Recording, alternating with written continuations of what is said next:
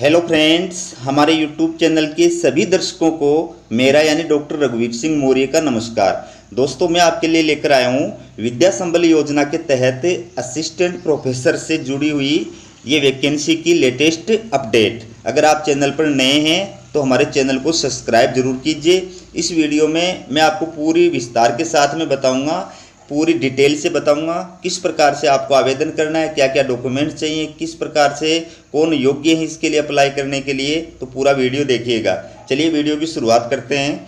तो पंडित दीनदयाल उपाध्याय शेखावाटी विश्वविद्यालय सीकर के द्वारा notification for empanelment of guest faculty के लिए मनोनीत करने के लिए ये नोटिफिकेशन जो है वो जारी किया गया है। तो पूरी न्यूज़ जो है वो आप देख सकते हैं, ये आपके सामने पूरी न्यूज है। Applications in prescribed format are invited from the eligible candidate for the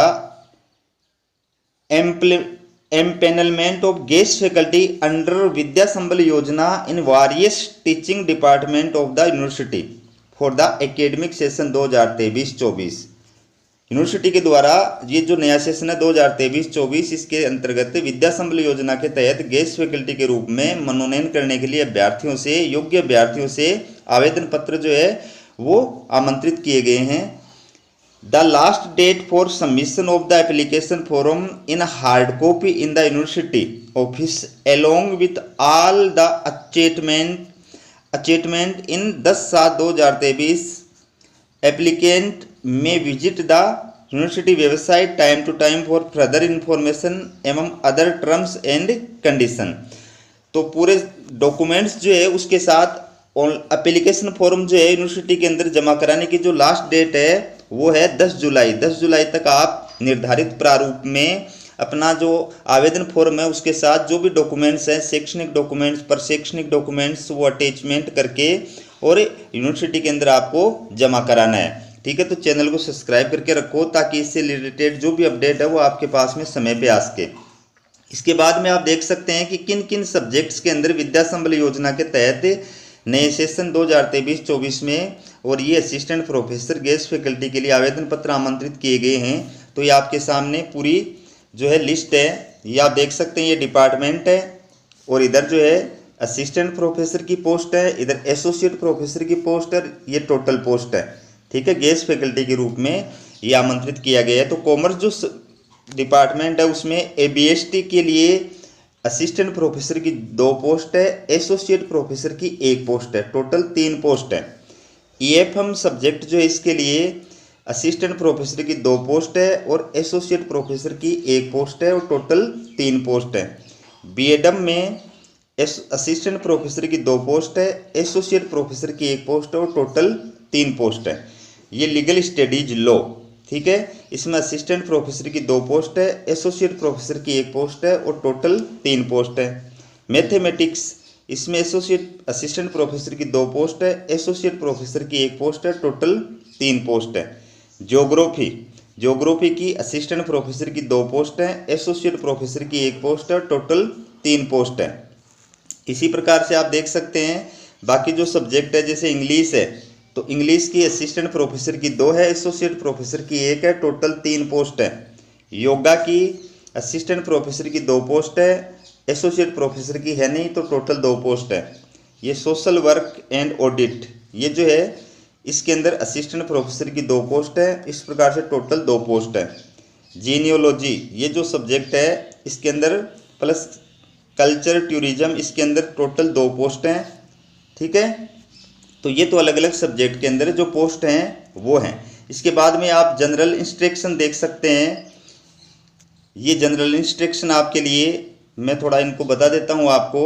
1 number का जो है, ये 1 नंबर का जो जनरल इंस्ट्रक्शन है, इसका मतलब क्या है कि इन पोस्ट के लिए अप्लाई करने के लिए कौन अभ्यर्थी जो है वो पात्र है। तो मैं सामान्य रूप से आपको बता देता हूँ कि यूजीसी नेट किया हुआ या जो स्टेट पात्रता परीक्षा है, राजस्थान सरकार जो कराती है स्टेट पात्रता परीक्षा, जिसको सेट या स्लेट कहा जाता है, पहले स्लेट कहा जाता था, आजकल इसको सेट कहा जाता है। तो ये जो उत्तीर्ण अभ्यर्थी है, दोनों में से कोई भी उत्तीर्ण अभ्यर्थी है वो इसके लिए अप्लाई कर सकता है। या फिर यूजीसी रूल्स 2009 के अनुसार या यूजीसी रूल्स 2016 के अनुसार जो पीएचडी किया हुआ है या एमपी किया हुआ है वो भी इस पद के लिए, इन विषयों के लिए अप्लाई करने के लिए पात्र है, ठीक है, योग्य है। फिर दूसरी जो बात है वो क्या है कि application, the prescribed application form can be downloaded from the university website. University website से आप एप्लीकेशन फॉर्म जो है वो डाउनलोड कर सकते हैं। एप्लीकेशन फॉर्म भी यूनिवर्सिटी की वेबसाइट से डाउनलोड करना होगा, प्लस आपको एफिडेविट भी वहीं से डाउनलोड करना होगा। और एप्लीकेशन फॉर्म में जो भी डिटेल भरी हुई है, आपका नाम है, सब्जेक्ट है, डेट ऑफ बर्थ है, आपका परमानेंट एड्रेस है, आपकी एकेडमिक जो योग्यताएं हैं, 10+2 की, 10वीं की, यूजी की, पीजी की, नेट है, सेट है, पीएचडी, जो भी योग्यता है वो सारी डिटेल उसके अंदर भरनी है। उसके अलावा आपको प्रशैक्षणिक योग्यता भरनी है, टीचिंग एक्सपीरियंस, कौन सी कॉलेज में कितनी वर्ष का आपको एक्सपीरियंस है, कौन कौन से पेपर आपके पब्लिश्ड हुए हैं, किस पत्रिका में, जर्नल के अंदर पब्लिश्ड हुए हैं, कौन सा आपको पुरस्कार मिला हुआ है, वो सारी डिटेल जो है उस फॉर्म के अंदर आपको भरनी है। कोई आपको फॉर्म भरने में समस्या है तो मुझे कमेंट करना, मैं आपको जो है बताऊंगा। इसके साथ एक एफिडेविट देना है, शपथ पत्र देना है, उस शपथ पत्र को आपको भरना है और उस पर सिग्नेचर चाहे तो अभी कर सकते हैं, चाहे तो आपका जब नंबर आ जाए उस वक्त कर सकते हैं, ठीक है।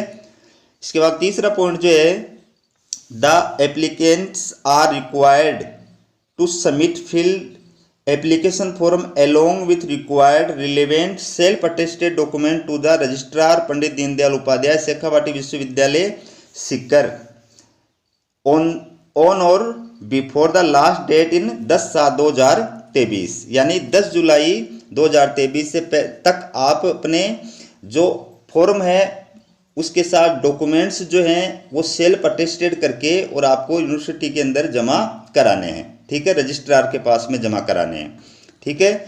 चाहे तो बाई हैंड जमा करा सकते हैं और चाहे बाई डाक या बाई पोस्ट जमा करा सकते हैं। इसके बाद में जो 4 नंबर का पॉइंट है, इसमें आपके लिए क्या है, फीस का निर्धारण किया गया है कि 250 रुपये फीस जो है वो आपको देनी है। SC/ST के जो कैंडिडेट्स हैं उनको 100 रुपये फीस देनी है और ये नॉन रिफंडेबल है, यानी आपको वापस नहीं लौटाई जाएगी, भले आपका सिलेक्शन होता है या नहीं होता है, वापस नहीं लौटाई जाएगी।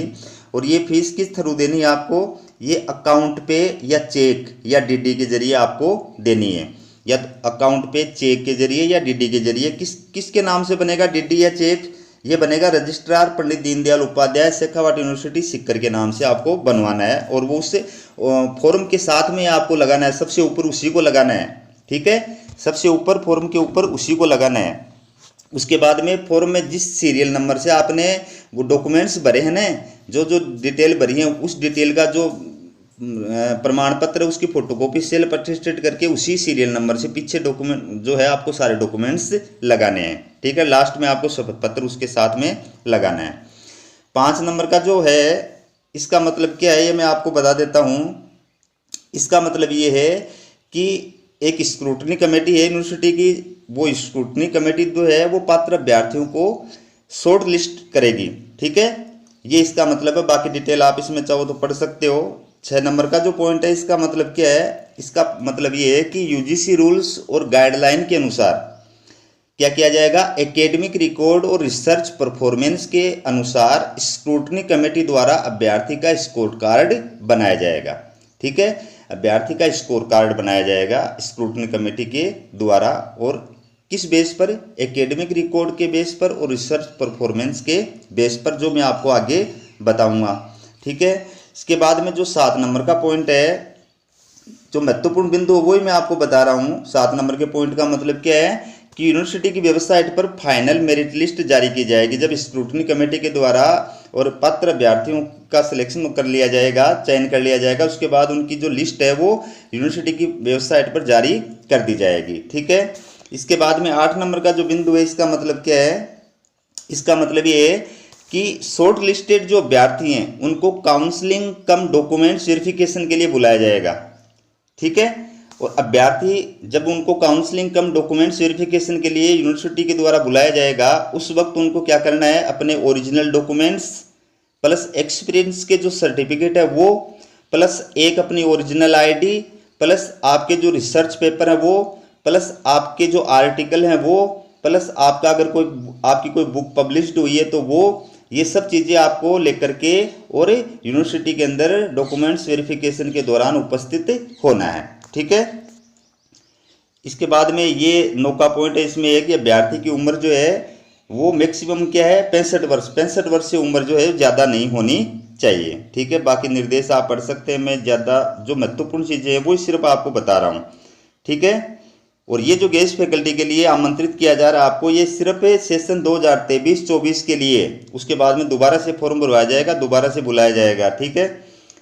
फिर ये देखो, जब आपको काउंसलिंग के लिए बुलाया जाएगा, रिपोर्टिंग के टाइम पर आपको क्या करना है, अपना एक एफिडेविट भी बना करके लेके जाना है, जो मैंने अभी आपको बताया था वो एफिडेविट भी साथ लेके जाना है। इसके अलावा आपको बैंक की डिटेल भी लेकर के जानी है। ठीक है। फाइनल रूप से सिलेक्टेड जो कैंडिडेट हैं उनको। इसके बाद में ये आप देख सकते हैं, ये है आपका मानदेय कि इन पोस्ट के लिए जो चयनित अभ्यर्थी हैं उनको कितना मानदेय दिया जाएगा। तो जो असिस्टेंट प्रोफेसर है, ठीक है, असिस्टेंट प्रोफेसर के पद पर सिलेक्टेड जो उम्मीदवार है उनको 800 रुपये पर घंटे के दिए जाएंगे। एक कालांश के 800 रुपये दिए जाएंगे और एक कालांश जो वो 1 घंटे का आएगा।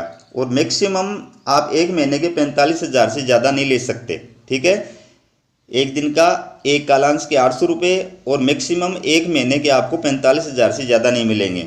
एसोसिएट प्रोफेसर को 1,000 रुपये एक कालांश के और महीने के उनको 52,000 से ज़्यादा नहीं दिए जाएंगे। प्रोफेसर को एक कालांश के 1,200 रुपये मिलेंगे और एक महीने के उनको 60,000 से ज़्यादा नहीं दिए जाएंगे। ये आपके वेतन से संबंधित चीज़ है। ठीक है। मैं महत्वपूर्ण बातें वो आपको बता रहा हूँ, ये आप पढ़ सकते हैं। बाकी अब इसके बाद में आपका जो सिलेक्शन, वो जो स्कोर कार्ड बनेगा वो किस प्रकार से बनेगा, ये आप देखिए। मैंने अभी आपको बताया था कि आपके एकेडमिक रिकॉर्ड और रिसर्च पेपर के अनुसार जो यूजीसी रूल्स हैं और गाइडलाइन हैं उनके अनुसार आपका जो है स्कोर कार्ड बनेगा, आपकी मेरिट बनेगी। उस स्कोर कार्ड के आधार पर आपकी मेरिट बनेगी। ठीक है। और स्कोर कार्ड के लिए देखिए, जो ग्रेजुएशन है, ग्रेजुएशन के आपको नंबर मिलेंगे तो 80% से जो ऊपर जिनके ग्रेजुएशन में आए हुए हैं उनको 15 नंबर दिए जाएंगे। 60% से ऊपर और 80% तक से कम जिनके हैं या 80% से कम जिनके हैं उनके 13 नंबर दिए जाएंगे। 55% से लेकर के 60% से कम जिनके नंबर है ग्रेजुएशन में उनको 10 नंबर दिए जाएंगे। और 45% से ऊपर और 55% से कम जिनके नंबर है उनको 5 नंबर दिए जाएंगे। ठीक है। ये ग्रेजुएशन को आप ग्रेजुएशन में आपके परसेंटेज के आधार पर आपको मार्क्स दिए जाएंगे, अंक प्रदान किए जाएंगे। पोस्ट ग्रेजुएशन के अंक आपको कितने मिलेंगे, 80% से ऊपर जो है 80% या उससे ऊपर जो अभ्यर्थी के नंबर आए उनको 25 नंबर मिलेंगे। 60% या उससे ऊपर और 80% से कम जिनके आए हुए उनको 23 नंबर मिलेंगे। और ये फिर बाकी आप देख सकते हैं 55% या इससे ऊपर और 60% से कम उनको 20 नंबर मिलेंगे। SC ST का जो अभ्यर्थी है या OBC का जो अभ्यर्थी है, ठीक है, उनको 50% से लेकर के 60% से कम होने पर 20 नंबर मिलेंगे। इसके बाद में अगर आपने MPhil कर रखी है, MPhil मैंने आपको बताया कि UGC नॉर्म्स 2009 या फिर 2016 के अनुसार आपकी MPhil है वही मान्य होगी, वरना मान्य नहीं होगी।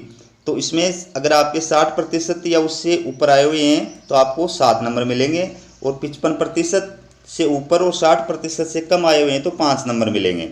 अगर आपने PhD कर रखी है तो PhD भी आपकी UGC रूल्स 2009 या फिर 2016 के अकॉर्डिंग होनी चाहिए तो ही वैलिड होगी। तो PhD के यहाँ पर 30 नंबर दिए जा रहे हैं।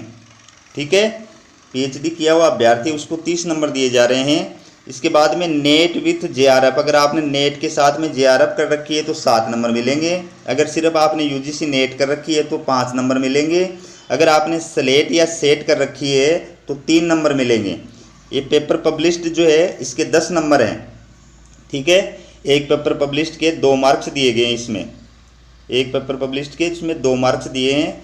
और अधिकतम 5 जो है पेपर पब्लिश्ड आप लगा सकते हो इसके अंदर। टीचिंग एक्सपीरियंस जो है इसमें 10 नंबर दिए गए हैं तो 1 साल के आपको 2 नंबर दिए जाएंगे, यानी अधिकतम 10 नंबर जो है टीचिंग एक्सपीरियंस के आपको मिलेंगे। 5 साल के एक्सपीरियंस के मिलेंगे, उसके बाद के एक्सपीरियंस के नहीं मिलेंगे।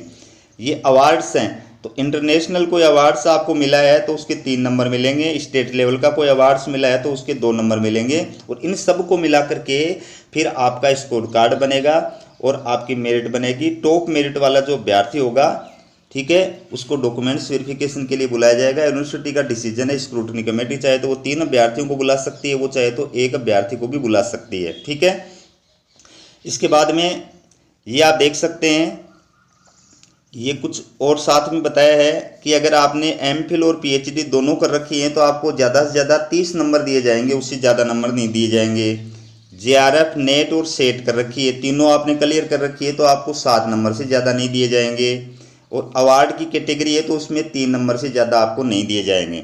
इस प्रकार से एकेडमिक जो स्कोर है वो 80 नंबर का बनेगा, मतलब एकेडमिक नंबर जो आपको 80 नंबर से ज़्यादा नहीं दिए जाएंगे। और रिसर्च पब्लिकेशंस वगैरह के 10 नंबर से ज़्यादा नहीं दिए जाएंगे, और टीचिंग एक्सपीरियंस के 10 नंबर से ज़्यादा नहीं दिए जाएंगे। तो टोटल जो है इस प्रकार से 100 नंबर का स्कोर कार्ड बनेगा। अब 100 नंबर के स्कोर कार्ड में आपके कितने स्कोर आते हैं, ठीक है, उसके अकॉर्डिंग आपका सिलेक्शन होगा। तो ये थी दोस्तों विद्या संबल योजना के तहत पंडित दीनदयाल उपाध्याय के द्वारा आमंत्रित गेस्ट फैकल्टी के लिए जो रिक्वायरमेंट नोटिफिकेशन है उससे जुड़ी अपडेट। इसी प्रकार की अपडेट पाने के लिए चैनल को सब्सक्राइब जरूर कीजिए। हमारा वीडियो देखने के लिए आप सभी दोस्तों का बहुत बहुत धन्यवाद।